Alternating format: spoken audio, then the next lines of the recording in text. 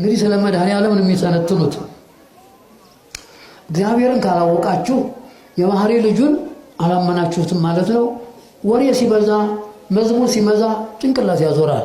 ፍሬ ነገር ያስፈልጋል ወገኖች።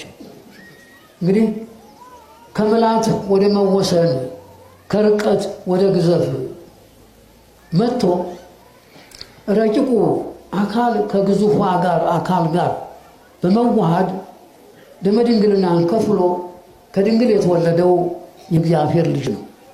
እሱም በስጋዊ ስሙ ኢየሱስ ክርስቶስ ይባላል። ከስጋዊ በፊት በነበረው ሕይወትና ኑሮ እግዚአብሔር ቃል ይባላል። ስለዚህ የአዳም በደል ቅጣት በተፈጸመ ጊዜ የእርቅ ምልክት የባህሪ ልጁን ወደ ዓለም ላከ።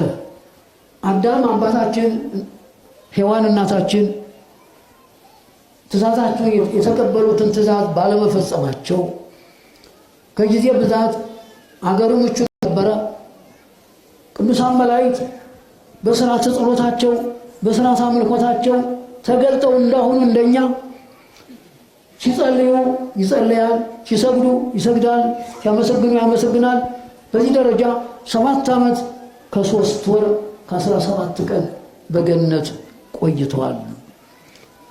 ጠላት ክፉ ነው። 7 ዓመት ከ3 ወር ከ17 ቀን ደጅ ጠንቶ ከፍጡና አንድን መሰናከል አይጠፋ እባብን አግኝቶ በማን ተሰውሮ ገብቶ ከፈጣሪው ሕይወት አፈናቀለው። ትእዛዝ ተሰጥቶት ነበር። ይህችን ዕፀ በለስ በገነት ያለው እጽዋቱ